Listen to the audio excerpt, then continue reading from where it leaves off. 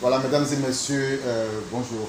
Dans le cadre de notre émission, l'invité de la rédaction, nous recevons quelqu'un qui n'est plus à présenter sur Canal Ivoire.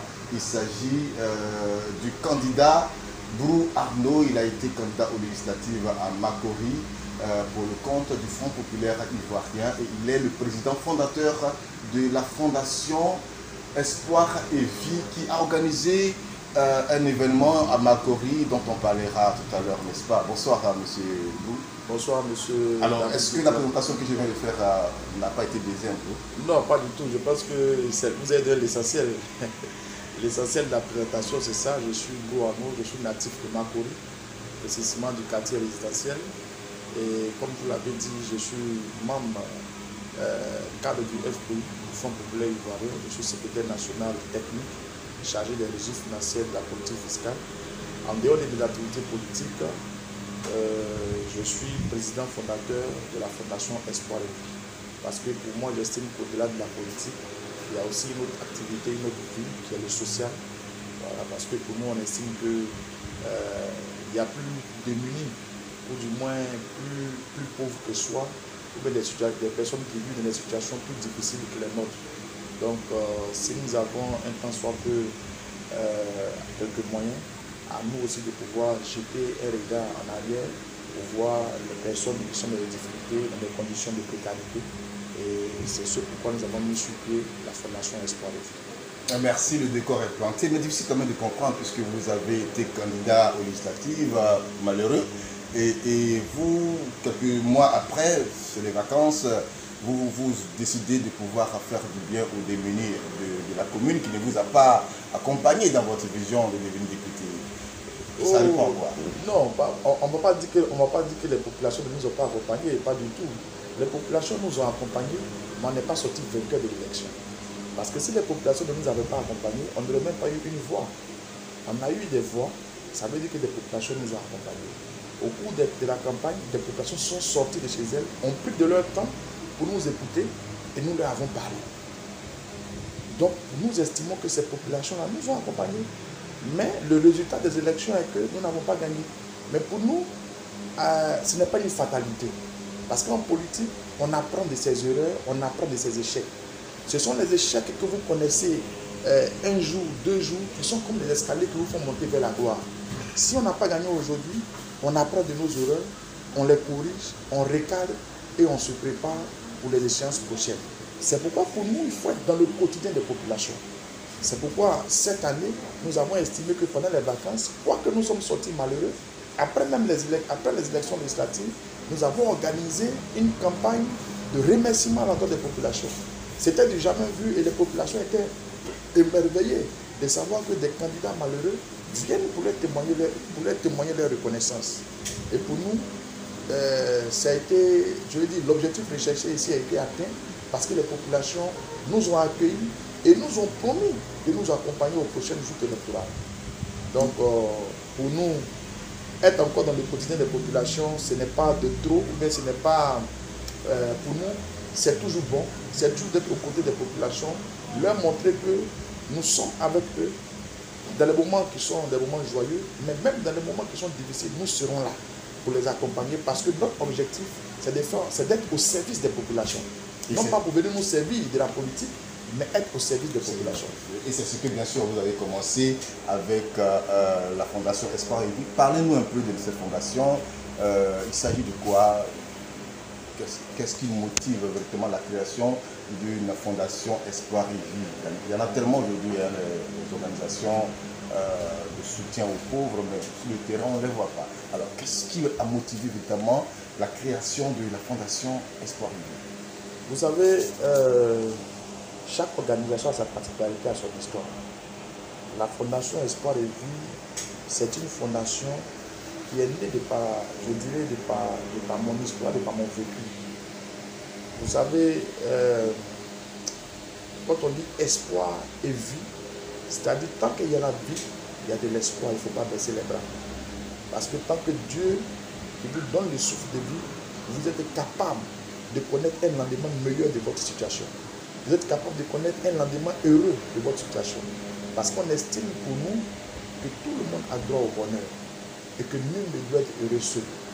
Si vous avez la grâce de connaître le bonheur aujourd'hui, dites-vous qu'à côté, à gauche ou à droite, il y a peut-être des personnes qui n'ont même pas 1000 francs ou du moins 100 francs au cours d'une journée. Si vous en avez, il faut penser à partager avec ces personnes. Vous savez, dans un livre saint que les chrétiens méditent jour et nuit, c'est la Bible, il est écrit que la meilleure religion, c'est de donner aux pauvres. Donc pour nous, nous estimons que faire du bien, parce que l'objectif de l'ONG, c'est d'accompagner les personnes qui sont dans des conditions de précarité, notamment les veuves, les orphelins et les mères célibataires. Et l'ONG est là depuis quand? L'ONG existe depuis 2021, de façon formelle depuis 2021, mais nous avons commencé les les activités de l'ONG depuis près de 2 ans. Alors donc, si on veut bien voir, c'est la première activité officielle que vous organisez en tant que fondation, et l'activité que vous choisissez, c'est d'organiser des tournois de football ici dans la commune de Makori. Expliquez un peu pourquoi le choix du football. Non, ce n'est pas le football seulement que nous avons organisé, mais en plus du football, nous l'avons accompagné, c'est-à-dire nous avons fait un couplage du football et on va dire d'une récompense d'excellence. Voilà, des élèves qui se sont distingués au cours de l'année scolaire écoulée. Parce qu'on estime que des orphelins qui travaillent bien à l'école, mais qui n'ont pas peut-être les moyens, ou dont les parents n'ont pas les moyens de les scolariser, donc de payer leurs fournitures, l'ONG a pris le soin de pouvoir accompagner ces parents-là, de pouvoir accompagner ces mères célibataires en apportant des fournitures aux élèves parmi eux qui se sont distingués au cours de l'année écoulée. Donc le football, pourquoi? Parce que le football est un facteur de rassemblement, c'est un facteur de cohésion sociale, c'est un facteur qui met ensemble plusieurs personnes, quelles que soient leurs divergences. Vous savez, quand la Côte d'Ivoire était dans les périodes troubles, au moment où nous avons connu les périodes de rébellion, la seule chose qui mettait les Ivoiriens ensemble, qui mettait les opinions opposées ensemble, c'était le football. Quand la Côte d'Ivoire jouait, tout le monde était rassemblé autour de la Côte d'Ivoire. On oubliait qui était FPI, qui était PDCI, qui était RHDP, qui était rebelle. Mais tout le monde était autour de la Côte d'Ivoire. Et même les footballeurs sont allés plus loin pour nous lancer un appel à genoux. Je me rappelle avec Droba. Donc c'est pourquoi nous avons choisi le football, parce que nous savons que c'est un facteur puissant de rassemblement, un facteur puissant de cohésion. Parce que nous aussi, par notre ONG, nous voulons amener les populations à vivre dans la cohésion, à vivre dans l'entente, parce que c'est seulement dans la paix et dans l'entente que nous pouvons faire de l'excellence. On peut viser l'excellence, mais si nous ne sommes pas dans la paix ni dans un climat stable, on ne pourra pas aller à l'école, on ne pourra pas cultiver, avoir une entreprise excellente. Mais c'est seulement dans un climat de paix, un climat où la tension est apaisée, que les activités peuvent se développer, que chacun peut exprimer son talent, que chacun peut développer tout ce qu'il a en lui comme potentiel. Voici un peu ce qui nous a poussé à choisir le football. D'accord. Nous avons assisté bien sûr à la finale du côté de Makori résidentiel. Il y aura aussi la finale du côté de la CICOJ, c'est le dimanche 19, on avait dit 18 dans notre reportage. C'est bien ça. C'est le 19 que ça va se passer à 16h. Alors si déjà avant bien sûr ce qu'on pourrait considérer comme la l'apothéose totale, qui est la finale de la CICOJ, quel bilan faites-vous déjà à mi-parcours de toutes ces activités? Bon, les activités, on s'est dit cette année c'est les vacances, donc il fallait quand même meubler les vacances de nos jeunes. C'est pourquoi nous avons décidé de faire ces activités-là. On peut dire, après avoir organisé la finale, n'est-ce pas, au résidentiel, après avoir reçu les informations de gauche à droite, je pense que l'objectif a été atteint et que les retours que nous avons eus de la part des populations de Makori résidentiel sont de bons retours. Les parents étaient satisfaits de voir qu'en plus d'organiser un tournoi de football, on a associé à cela une récompense des meilleurs élèves. C'était du jamais vu. Habituellement, ce qu'on a l'habitude de voir, c'est d'organiser une journée de l'excellence à part et un tournoi de football à part. On a mis les deux ensemble et vraiment, je crois que ça met du bon au cœur aux parents. Et vraiment, les retours que nous avons eus sont de bons retours. Pour nous, le bilan, il est quand même positif parce que en une année, en une vacance scolaire, organiser 2 tournois, ce n'est pas donné à tout le monde parce que ça demande beaucoup de moyens, ça demande mobiliser beaucoup de ressources pour pouvoir atteindre ce objectif-là. Le samedi, nous serons à la CPJ, c'est l'apothéose aussi là-bas. Voilà, le dimanche prochain, nous serons à la CPJ. Là-bas, ce sera l'apothéose. Et il y aura une particularité à la CPJ parce que avant la finale, on aura ce qu'on appelle un match de gala de 2 associations féminines. On n'a pas l'habitude de voir des femmes jouer au football, mais ce jour où on verra des femmes jouer au football, ce sera comme un match de gala. Ce sont des mamans. Ce sont des mamans qui viendront, voilà, ce sera un match de gala. Et après ce match de gala-là, on aura la finale proprement dite. Et au moment de la récompense, on va récompenser aussi là-bas des jeunes orphelins, des enfants de veuves, des enfants de mères célibataires qui se sont distingués parmi les meilleurs élèves dans le quartier de CPJ, qui seront récompensés avec des fournitures scolaires. Voici un peu le programme de ce qui va se passer à la CPJ. D'accord.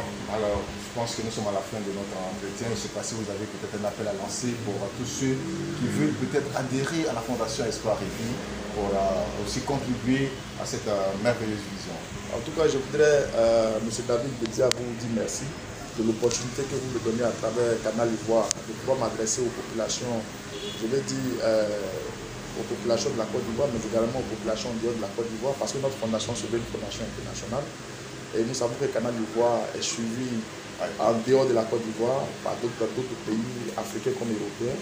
Donc je voudrais appeler l'ensemble des populations qui nous écoutent à travers Canal Ivoire pour dire que l'ONG et la Fondation Espoir de Vie est une fondation qui vient apporter son aide aux personnes qui vivent dans la précarité, dans des conditions difficiles, notamment les veuves, les orphelins et les mères célibataires.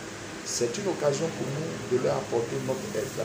C'est une occasion pour nous de leur apporter notre contribution pour les booster, pour les aider eux aussi à émerger. Si nous avons eu la grâce, nous, de pouvoir sortir la tête de l'eau, non pas parce que nous sommes les plus intelligents, non pas parce que nous sommes les plus nantis, mais c'est la grâce qui nous a favorisés. Nous devons faire profiter cette grâce-là à tous ceux aussi qui sont dans des situations difficiles. Et donc je voudrais appeler les jeunes cadres, les jeunes, des personnes qui sentent dans le cœur le besoin d'aider. Parce que vous savez, il n'est pas donné à tout le monde d'aider. Il faut que ce soit une vocation. Il faut que la solidarité, vous l'ayez comme vocation de votre cœur pour que vous puissiez l'aider. Si vous voulez l'aider, pourquoi on vous regarde? Pourquoi on porte un regard sur vous? À un moment donné, vous allez vous lasser d'aider. Mais quand c'est une vocation, quand c'est un fardeau que vous portez, quels que soient les obstacles que vous allez rencontrer, vous n'allez jamais vous lasser d'aider plus petits que vous, d'aider plus pauvres, plus démunis que vous. Donc je veux appeler tous ceux qui sentent ce désir-là de pouvoir aider les autres, de pouvoir apporter leur contribution au rayonnement des autres, de la vie sociale des autres. Ils peuvent nous contacter pour faire leur adhésion à l'ONG, à la Fondation Espoir et Vie. Donc notre contact c'est le 225 0102 04 97 70 ou bien le plus 225 05 56 94 94 94. Je vous remercie.